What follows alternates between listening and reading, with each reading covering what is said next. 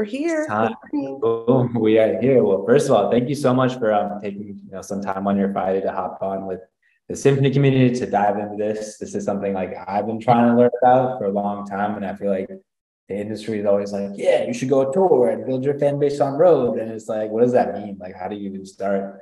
And I feel like I've been in those shoes, and I'm sure a lot of people are also trying to figure out how to kind of build a tour side of their business. So everyone, this is Cristela. I'm sure a lot of you know her. For those that don't, she's a legend. She's built a really big business with Saba as well as a few of the other artists she works with. They've taken it like independently for a long time, all the way to playing Coachella and doing arenas with Chance over the last few weeks. So she's got a lot of game, a lot of gems, and everyone's going to be here and also tune in afterwards. I'm sure you'll walk away with a lot to really build your business with. So with that, I'm going to hand it off to you, Priscilla, to kind of give everyone the gems, and I'll turn off my camera. Thanks, Meg. Good morning, everyone. Happy Friday.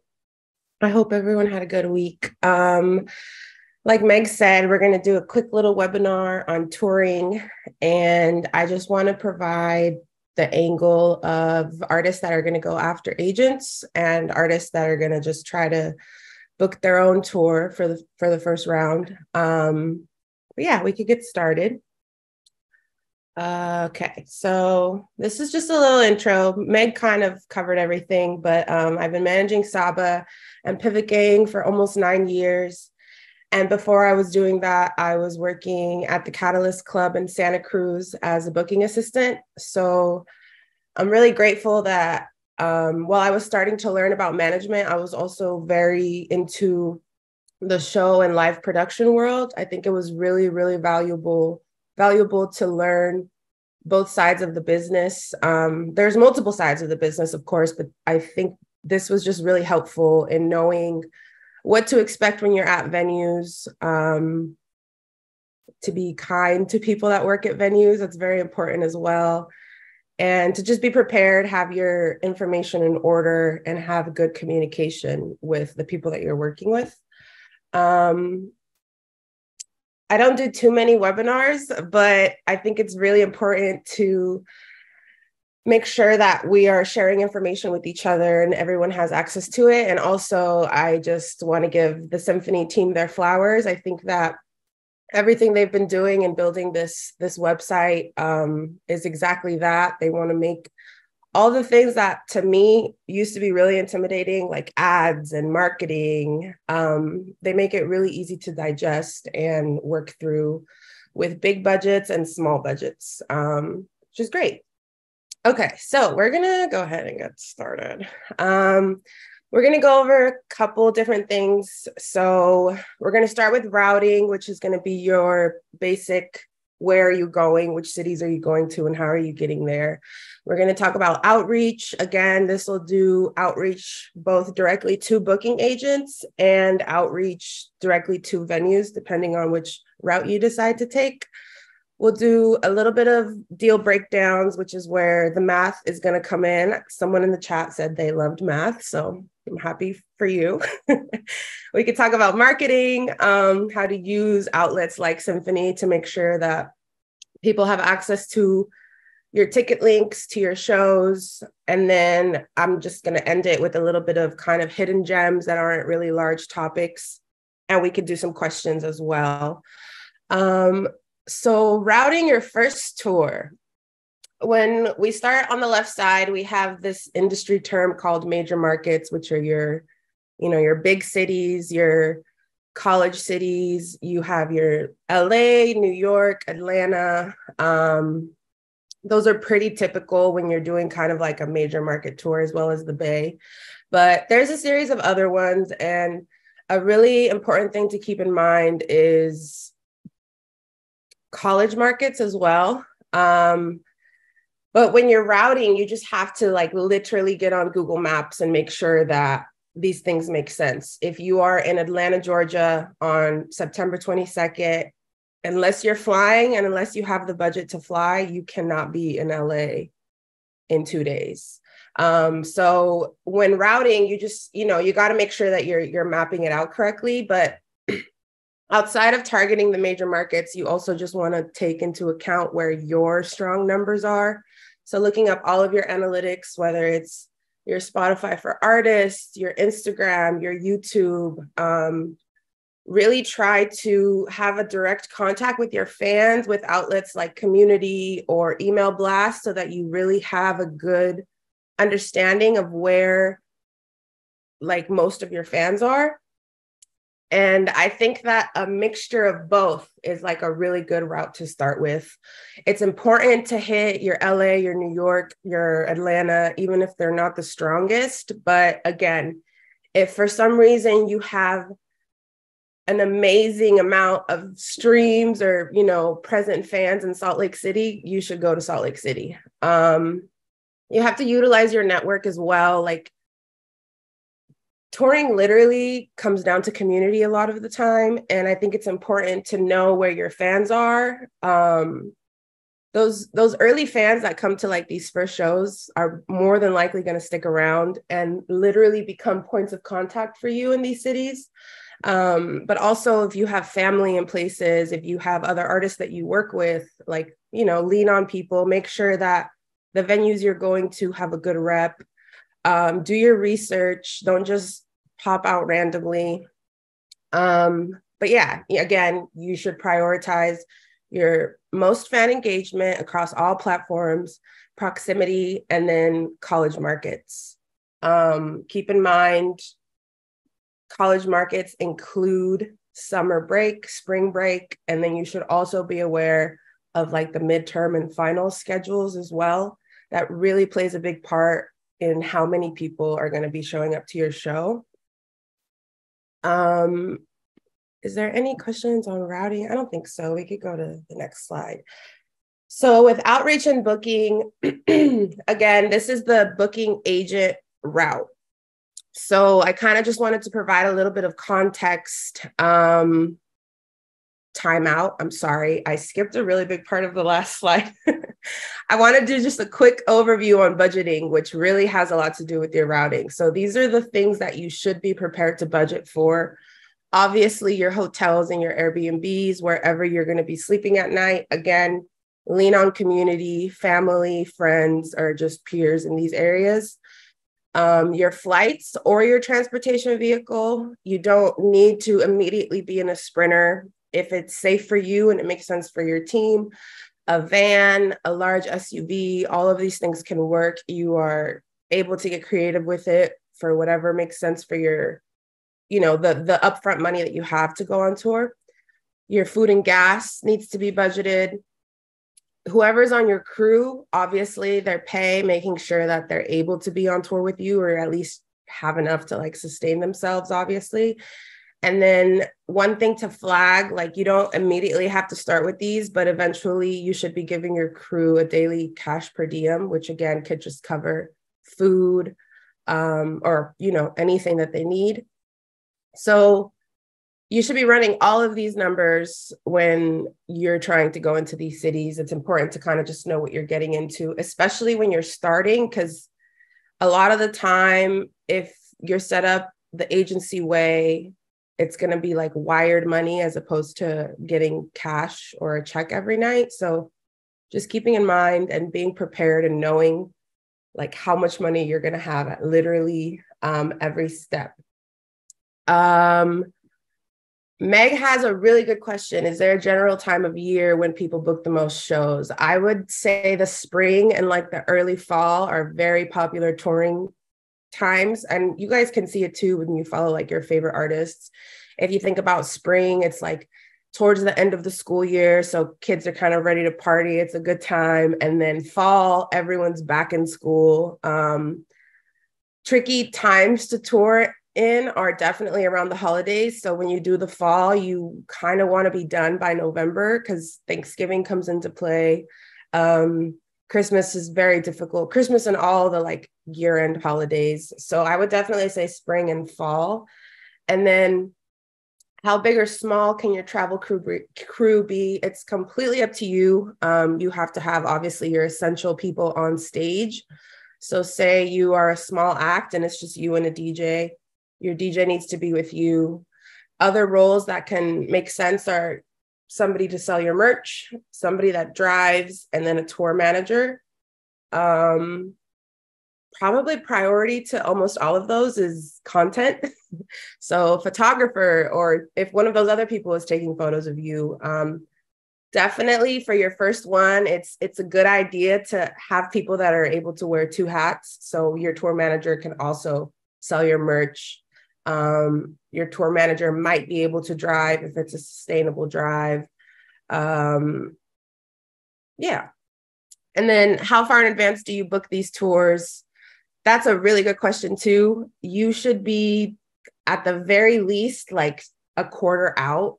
One, venues get booked very quickly, so you have to be proactive about it. And two, you want to make sure you give yourself enough time to promote your show.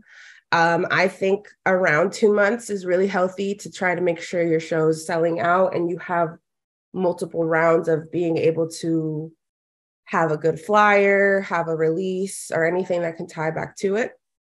Okay, now we could go to this slide. So as I was saying earlier, this is kind of like the booking agent route. And the reason that I wanted to provide a layout of like these big agencies, these are some of the top agencies and the artists that are on them, is if you decide to go the booking agent route, a good thing to keep in mind is rosters. So you want to be aware of which agents and which agencies have similar artists. It's not make or break at all, but it can really work in your benefit when it comes to festival slots or even touring with other people. So if you are looking for an opening slot and you're similar to a Snow Allegra, your agent can help you get in if you don't already have a contact with management. Another kind of like fun industry fact is usually the agent or the management team for festival headliners gets like first priority in remaining slots. So say you decide to go to United Talent Agency and you're similar to Bad Bunny headline Coachella, that agent, that team got first dibs on multiple other slots on that lineup. So it kind of helps your chances in a way, but this is just something to keep in mind. It's definitely not make or break. And there's always other routes to go about it, like facilitating direct relationships with these festivals or with these teams to kind of get on their tour. This is my booking agent fun facts slot. I hit up Saba's agent, John Bricks. As you can see, there's a screenshot there, and I just asked him what's his favorite way to hear about new artists, so you guys can kind of have a sense of it. He's on Spotify playlists. There are younger agents and assistants to all of these big agents, and these people are literally the future of these agencies. When Saba and I first started working together, Brick's assistant, Ron Perks, was like a huge advocate for us to get into a lot of festivals. And all of the assistants that Bricks has had, honestly, since have been so helpful in keeping us in the loop, making sure they're talking to other people about us. So you don't always have to go for the big agents. There's junior agents and there's assistants that can also kind of help you out.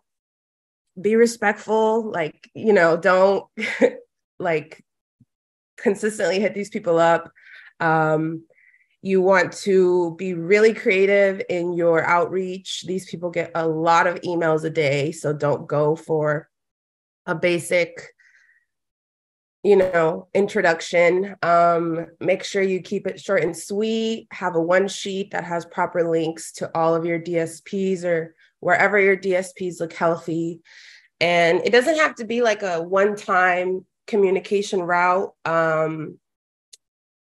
Keep these people updated as you proceed to do shows, even if they're small. Just let them know, like, hey, I had a show in LA last night, or I was a part of this showcase. The turnout was really well, things like that.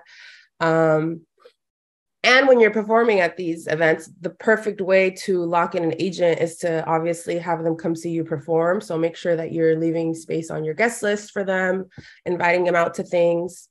And then just for context and clarity, usually your agent is taking 5 to 10% off of your show guarantee every single show or festival. Obviously, in return for this, they're routing your tour. They're executing all of your contracts for you. So they're making sure that the venue or the festival is signing off on things and paying you on time. And they're really good at providing all around tour support. If there's ever been an issue with finding a bus or, issues with venues, Brix has always been amazing at jumping in and just helping out or providing information. Let's see if there's any questions in this area.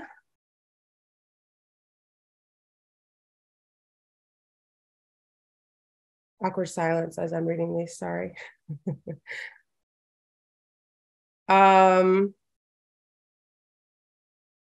There's a question on what's the best way to just evaluate if someone would be a good booking agent for you, advocating for you.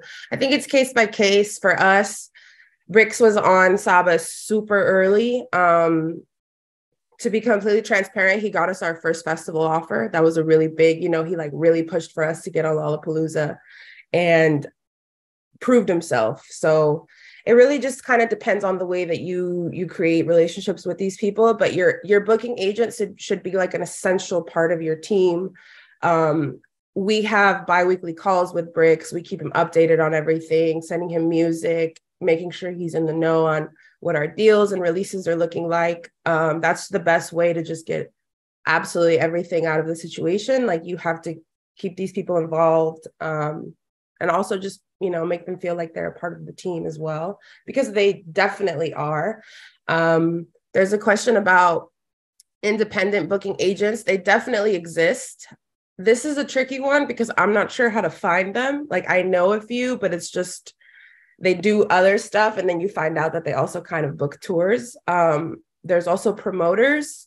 And then those are just the big dog agencies. Like, there are so many indie agencies that exist across the country. Most of it, honestly, is like word of mouth, looking up on social media. A perfect way to find your agent, again, is to just do research on artists that you're very similar to. If you are similar to a Men I Trust or a Pink Pantheress, like, just do some Googles, do some research, figure out where they are. And this could be for artists, big scale and little scale. And that's how you can find these people. Okay, no agent, no problem. So if you decide to not immediately go after a booking agent for your first round and you kind of just want to book your own thing, cold emailing still works. It's a thing, as long as you're respectful and creative. So say you are an artist that lives in Los Angeles and you want to just route a little West Coast tour, which would be probably LA, San Diego, Portland, Seattle, and the Bay. Maybe Arizona if you wanted to go like a little bit more central. You look up venues in your desired capacity. So if this is your first tour, you want to live in the like 100 to 250 capacity realm, and you can quite literally just Google Los Angeles, 150 cap rooms, 250 cap rooms, if you're not familiar with any rooms already. Again, do your research, make sure they're like legit venues and that they have a good reputation, because some venues are a little weird. So when you're reaching out, obviously, these are the things that you should make sure are included in the email. One, be very specific about the dates that you're interested in. There will usually have literally a line of people asking for the same date. So you have to get in there. You could be the second hold, you could be the third hold. Eventually, some people drop off because their schedules changed and things work out. But if you reach out with one specific date in mind that works for your routing, make sure you have a few other ones that could potentially work too, just in case.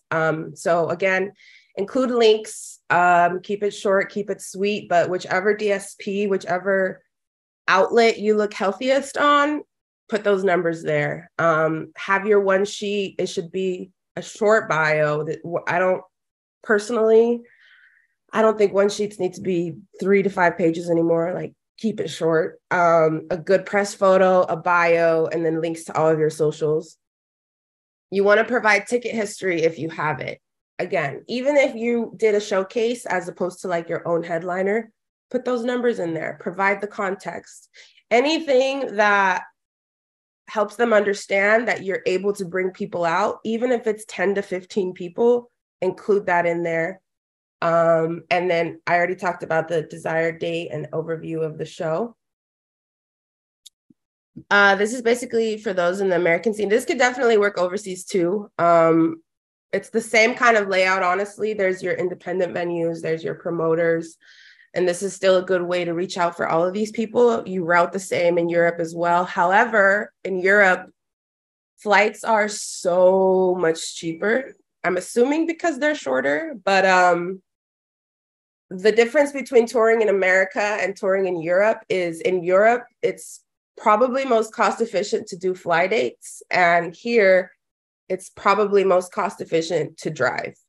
How do you acquire the ticket sale numbers? Is that done after the show or accessible online somewhere? When you are finished with your show at the end of the night, if you were actually contracted to perform, you will get your payout, which has that information. If you technically weren't on the lineup or you didn't have any like payout paperwork, you can always reach out to the venue and ask them how were the ticket sales. There isn't really a scenario where a venue or an agent is going to like ask you for proof to exactly how many people were at your previous shows, but don't fluff it too much. You know, you don't want to say that you sold 200 tickets, but you actually sold 10 and now you're freaked out about making sure these people turn out because that's what you said would happen. When booking Saba's first tour, which venue capacities did y'all target and why? So our very first headlining tour with Saba as the headliner was the Bucket List Tour. For this one, we were doing under 350 cap. It did pretty well. We sold out most of the markets, but Saba had been touring prior to that for a very long time, opening for other people and just joining on other people's tours. He toured with Prob Cause, Kirk Knight, Mick Jenkins, No Name. Saba did a tour, which was legendary. He toured with Jazz Cartier overseas. But yeah, that's kind of the capacity we were going for. Ticket sale numbers, we went over the regional areas, some regional markets, you recommend flyers. So you're driving in the hotel, would you say drive back to the major city? This is a good question, Jackie. They asked, when you're booked in regional areas outside of major city markets, do you recommend flying to said major city or driving in?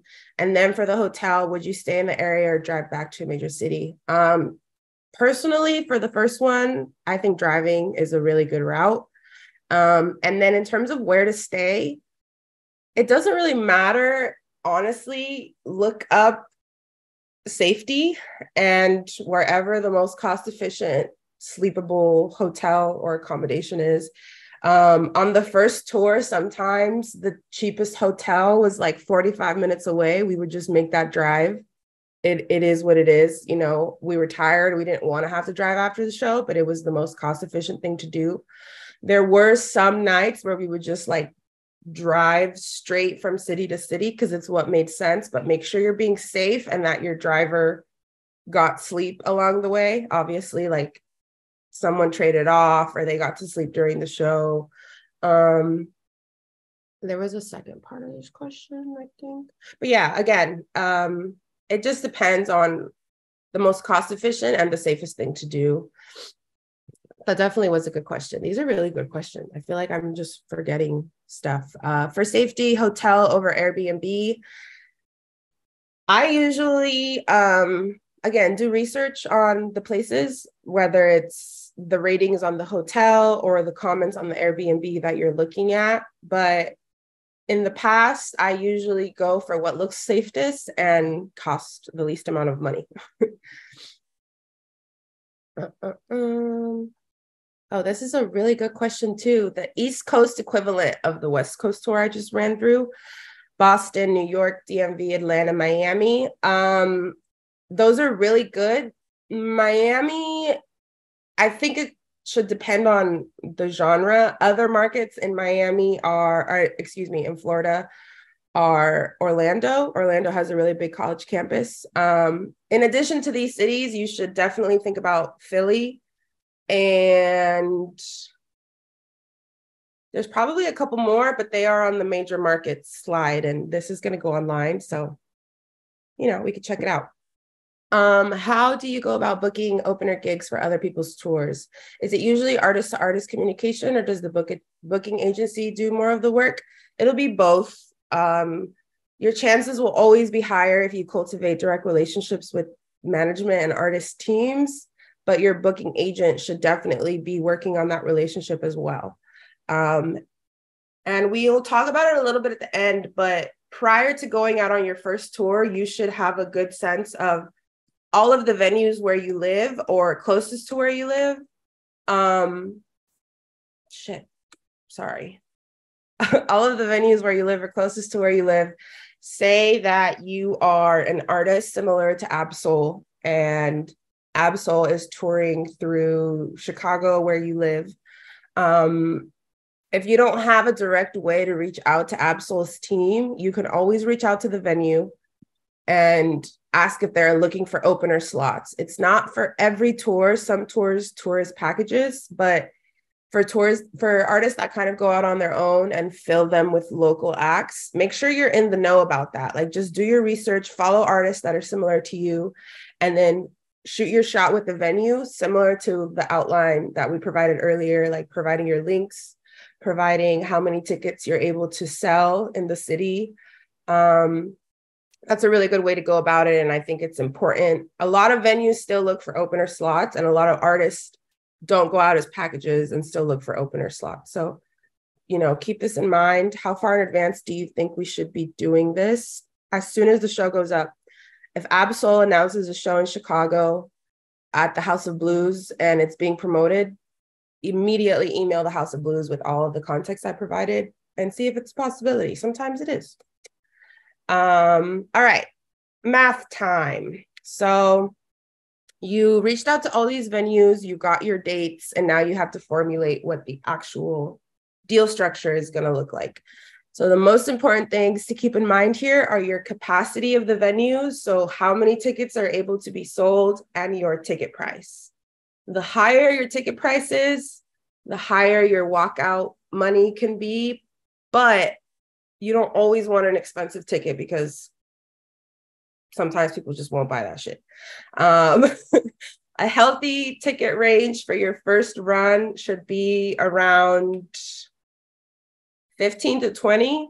It used to be less, but inflation, obviously, crazy times we're in. 15 to 20 is a really good amount. So say that you, let me get my calculator, literally. You reached out to a venue that has a capacity of 250 people. You take 250 and you multiply it by 15. That gives you a potential of $3,750. Sometimes with your ticket prices, there's also a difference in your advance sale and your day of show sale. So tickets up until your show date can be $15, and then they could go up to $20 on the actual day of show. That'll change your math a little bit, but this doesn't mean that you get to walk home with $3,750. It all depends on what your deal looks like. So we could go through them and then talk about what could be most favorable depending on the situation. But the one that you'll see the most is a versus deal. So your contract will literally say $1,000 versus 80% GBOR, which means gross box office receipts. Keep in mind that for all of these places, they're going to have their list of expenses, which immediately come off the top.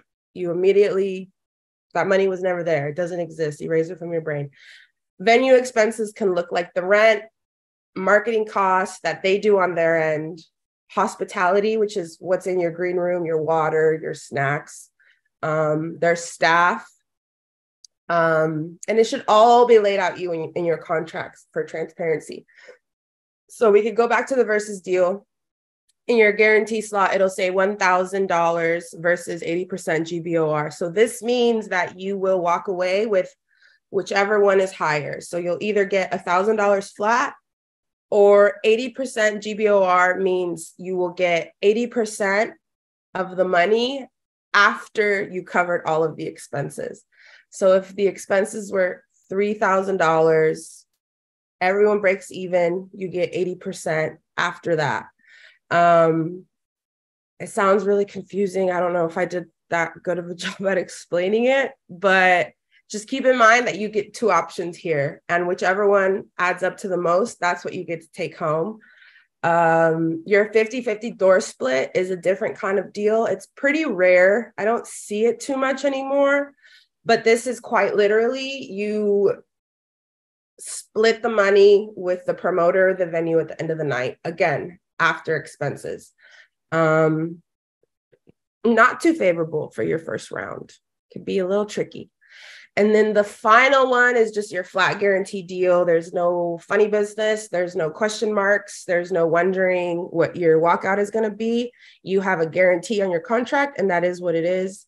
All of this math should relate back to your tickets, your ticket price, and your capacity.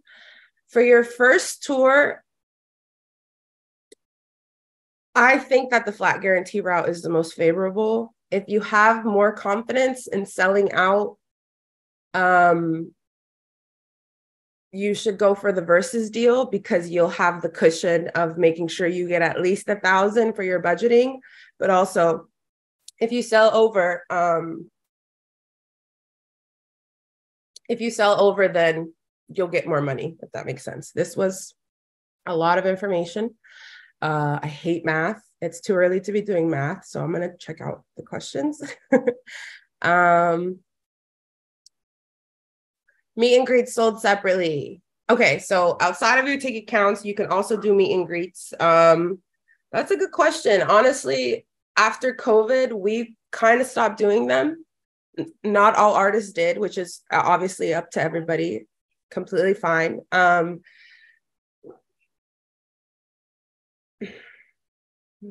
I don't know that it makes too much sense to do a meet and greet on your first tour, but why not? Again, it's more money. There's people that are going to pay for it, and it's fine. I think a healthy range is like 50 to 75. So this definitely provides you more like financial cushion if you actually make those sales. And usually the way the meet and greet works is they can come into the venue an hour before your door time. So if your doors are at 7, your meet and greet ticket holders can come in at 6. And you could do whatever style meet and greet you want. I've seen all kinds of things. I've seen a lot of just like step and repeat. You get a photo, you get a credential and a shirt. You keep it moving. One time, I think on the Waters tour, Mick Jenkins had a literal pizza party. Like he just bought pizza for his meet and greet holders and kind of just hung out with them. There's somebody that literally has meet and greet ciphers. He lets people in early. I can't remember what his name is, but he lets people in early and you could just rap battle him. So if that's your vibe, go for it, get creative. People are paying extra money to meet you, so you can make sure it's memorable, and gives you like a good reputation for your meet and greets too. Okay. We're going to get into marketing a little bit. So these are just 2 examples of flyers that we have done in the past. You have your specific show flyer on the left, which we were only at the Metro in Chicago for this. And then on the right, you have your full tour sheet with all of the dates, all of the venues. Your flyer is a very important part of your success for your show. So you have to make sure all the proper information is on it. Your date, obviously, the venue and address that you're at, It's important to include age group, especially if you have a tendency to attract like younger fans. If you ended up picking a venue that is 18 or 21 and up, but you have a lot of kids in high school that listen to you, you want to make sure it's on your flyer so that everybody knows you're not liable for a bunch of 16-year-olds buying tickets to a show that's 21 and up. And then more importantly than all of this is where to locate your tickets. So whether they're on your website, if you want them to go to the venue website, damn, I'm saying all of this and we didn't put a ticket link on the John Walte one. That's crazy. But on the other one, you can see that all tickets can be found at sabapivot.com. Any questions on this part? We could do, let's see. Ticketing. This is on using to pay, trying to code data privacy has caused us to be excluded from the list. Any advice on overcoming this obstacle? That's a really good question. So they said, I've encountered challenges booking venues that exclusively use Live Nation and Ticketmaster for ticketing. One of my artists insists on using TBA, which is a pay what you want strategy, to also collect data purposes, which has caused them to be excluded from numerous venue options. Any advice? So this is, honestly, this is really cool. I like that you guys are trying to go a different route. I've never personally directly had to overcome this, but some ideas that come to mind are to book different style venues. Don't go for your traditional venues. You can do gallery spaces and build out stages. You can do depending on your capacity, like cool bookshops that also turn into venues. Get creative with where you're going to. A lot of these places will allow you to use your own kind of ticketing format if you're doing like a full venue rental as opposed to a partnership with whatever venue you're at. And then for data purposes, you can actually, after you're done doing shows, you can still hit up your promoter, whether it was Live Nation or anybody else, to get you the spreadsheet of all the email purchases. Some people do it, not all of them do. Some could be a little weird, but you can even advance this beforehand too. Like when you're booking the show, hey, I really believe in our email blast and we need this information. And sometimes they'll fuck with you. For independent artists, is there a standard industry pay rate bracket to follow when calculating and submitting rates to venues and festivals? Industry pay rate.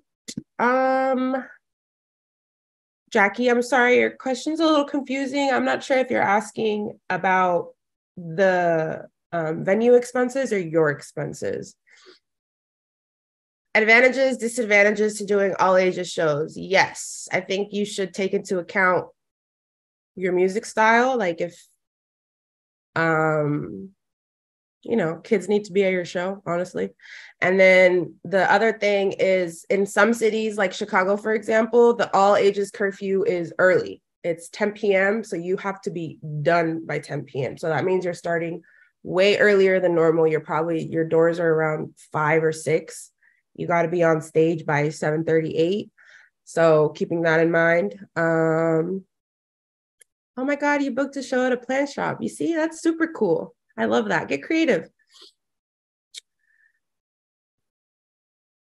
When you started with Saba's first headline tour, did you have a set of decently large advertising budgets to get these posters seen in different markets and cities? So there is an advertising and marketing budget in all of your show deals.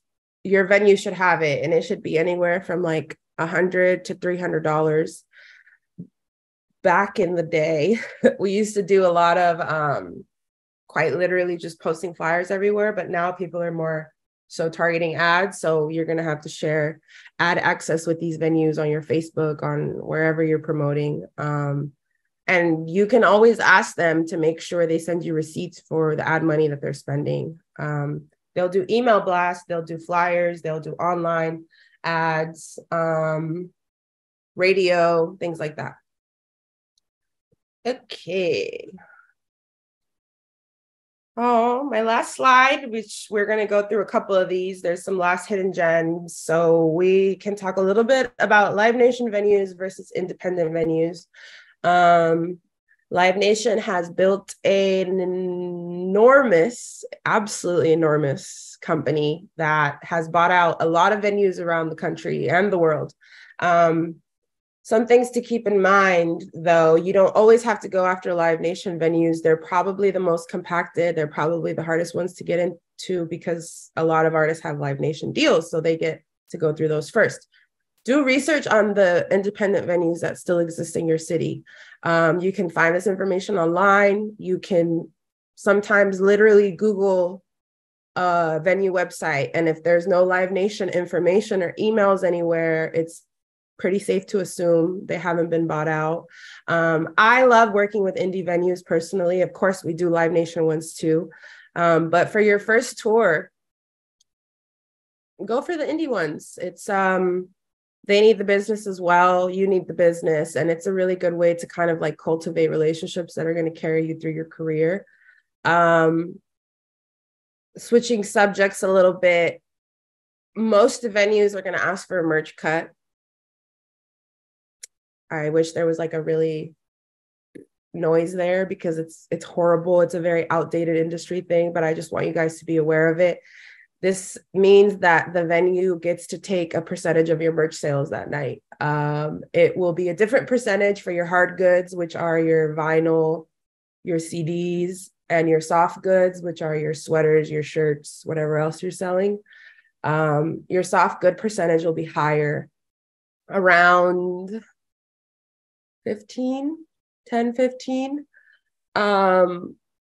There's a way to finesse these things, get creative, be respectful, don't do anything sketchy. But do people finesse it? Yes, I believe in transparency. It's important to know these things. If you book a venue and you're on here, I'm sorry, we should just change the rules. Opening for shows before you headline. We talked about it a little bit earlier with the Absol example. Keep this in mind. You don't immediately need to be touring. Build out your ticket history in your market first and your nearby markets. Anything in your state that is easy and quick to drive through, focus on that. Radius clauses are another really important thing to be aware of. So when you do your show contracts, there will more than likely be a radius clause in it, which could be anywhere from 60 to 90 days before or after your show. So say that you book a show in Los Angeles on September 22nd, your contract will more than likely restrict you from booking another show in LA or in surrounding cities where you're being advertised as a performer for that window of days. So if you do a show in LA tonight, you probably aren't able to do a show for like 2 months, a month or 2 months in LA. This isn't always the case. If for some reason an opportunity arises and you think it makes sense for you, you can always advance it with the venue or just let them know, keep them in the loop that you'll be doing 2 or you'll be doing 1 kind of immediately after. Transparency is key here. And of course, more shows means more money, but if you are doing your first headliner in LA, you want the majority of the ticket sales to go here before you kind of do another one, if that makes sense. And then we talked about it earlier as well, but always be aware of your show schedule or your school schedules, excuse me. If you are going to Orlando, Florida, and you're doing a show there, there's, I'm pretty sure, a huge college campus, a few of them around the city. Kids definitely tend to show up to shows less during midterms, finals. If you're doing a summer show, keep in mind most people are at home, so the university population isn't as high, as well as around the holiday. Finals, make sure you're Googling finals and midterm schedules, and just being super aware of all of these things because they definitely impact your ticket sales. And I think that's it. I didn't do an ending slide, but we could get into questions if that's cool. Okay. Are performance reels still important? Sandra asked that. They actually are. Bricks, Saba's agent, asks me for reels more than anything, more than photos, more than any other kind of piece of content. Reels are important. They should be short. They should be no more than a minute. I think 30 seconds is a really healthy like route. And then I just always try to use the footage that makes the shit look as fun as possible, so people are more inclined to come to your show. And you can also put ad spend into that as opposed to flyers. Obviously, visual video content is a lot more captivating and hits harder than your typical flyer. How big was Saba's audience when you were first able to get a headline tour going for him? Damn, Tony, that is such a good question. I don't even know if I have that information. I don't think Spotify for Artists existed back then. Just to kind of have a gauge on it. Followers wise on like Instagram, to provide a little bit of context, he was probably like the 40, 50K realm. But this is important information, but it doesn't mean that you need to wait until you're in a certain place to tour. Your ticket sales are more, your physical people that show up are more important than anything. How often do you come back to a city to do a show? That is a great question. Usually we tie it to album cycles. So whether it's an album release or we did a few loosies in a year and it makes sense to go out again. On average, though, I would say we're out maybe every year and a half to 2 years. Phyllis, I'm so happy this was helpful. Carlos, how are you able to gauge when streaming analytics will translate to tickets? What type of numbers are you looking for? That is a really good question. This is a huge industry kind of conversation. How are we doing on time? We're doing good on time.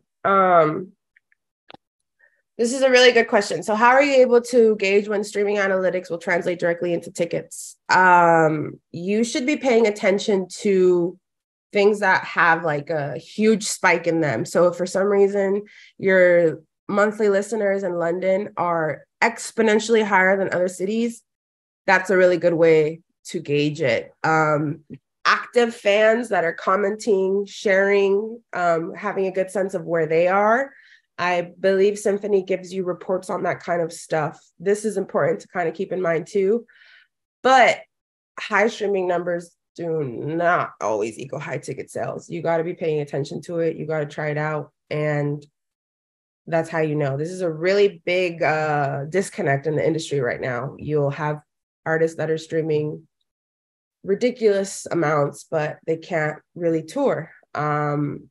So these are just really important precedents to start early on. You start touring with your first album, like go out, even if it's a small, tiny show, get to it. Don't wait until your numbers are in a crazy place to tour. You should be touring from the very beginning.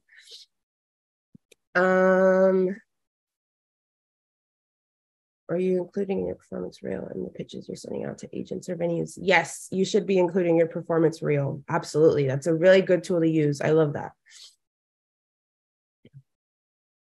Early on, where did Saba's tour funding come from? Did you all pay out of pocket or had it outside support? This is a really good question, Bryce. My God, you guys. Touring is important, it's fun, but it is what you are going to spend the most money on. We have been genuinely independent this entire time. Any money that Saba has made, he has just put directly back into our business. The very first tour, the bucket list tour,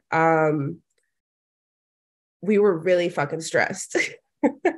The expenses were really high. I literally had no money to like book our hotels in advance. And out of thin fucking air, we got an endorsement deal that came through for, I believe, Foot Locker. It was like a very small campaign for transparency, because I believe in transparency. We got 10 racks. And I quite literally got that check like a week before we went on the road.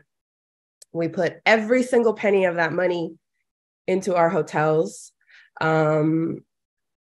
into paying people, into our gas, into our transportation. And we also did a very specific song deal with Empire at the time, where we didn't give up any ownership or anything like that, but we essentially gave them a song. They gave us a couple bands to recoup. But again, that money helped us. You just anything you get, you put it back in. How do you guys go about collecting emails for email marketing purposes? How did we? We used to have like a little email blast sign up on his website that was really useful. It used to be very popular back in the day. And honestly, I think that's the route we're headed towards. It's definitely coming back. So make sure that you have an email blast ready to go at any times. You can also pull all of your data from Symphony. Shout out to Symphony. How do you negotiate origination fees for photos, videos at the venues? So some venues are going to try to charge you to shoot video. Finesse. Say you're taking photos. Don't say you're shooting a video. And then getting sound from the board, you shouldn't be getting charged for that. That is a red flag. You should be able to pull all your sound from front of house. Okay. Meg and crew, if you guys see any good questions that I am missing, let me know. Was I acting as Saba's personal manager and tour manager? I was doing both. I just stopped tour managing. I started managing Saba in 2015, and I stopped tour managing in 2019. We could afford a tour manager in 2019, which is very exciting. Shout out to Rosalinda Ruiz. She makes my life incredible. She's an amazing tour manager. That was a way for us to cut costs. We couldn't afford a tour manager, so I just did it. Thank you, Tony, for providing the bucket list dates. That is so cute. This is dope. This is super dope. Yay. I feel like I'm about to become a tour manager off this. Yeah, there's just so much information, but I hope this was really helpful. And I appreciate cold emails. If you guys have questions, like I will probably email you back, honestly. You can find my email on the internet. I will more than likely not hit you back on social media, to be completely transparent. I really want to help. I really want to give information, but I'm not doing that on my social media. My social media is very unserious. Cristela, do you think you could give Charlia panelist access? Because I think she has one little announcement as well. Yes. How do I do that? On the right where it says attendees. Attendees. Participants? Attendees. Type her name. Brooks, right? Yes, exactly. Promote to panelist. Yeah.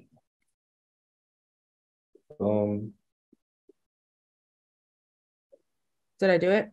Okay, cool. You did it. I can't start my video for some reason, but y'all, thank you so much for tuning in. Cristela, that was wild. Learned a lot. I feel like, that was a whole 101. You could fully teach a college course on that, subject all the way.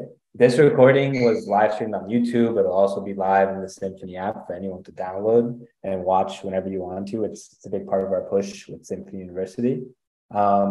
I'm bringing Charlia on because we're making a new initiative to start getting the community together more often, more like this. So Charlia, you want to hop in and tell folks about what's coming up and what we've been cooking up? Hi, guys. So yes, the Symphony team has been cooking up on our new Discord. So in the chat, we're going to drop the link, and shout out to Bo for helping us put this together. We want to have you guys have a space to meet each other, to talk Symphony, to talk music, all the things. Oh wait, I did not put it to everyone. I sent it to the host. Here is the link. Here's the link, guys. Join, have fun, be respectful. And I also just want to shout out Cristela. That was amazing. I low-key want a part 2, but for you guys, anything for you guys.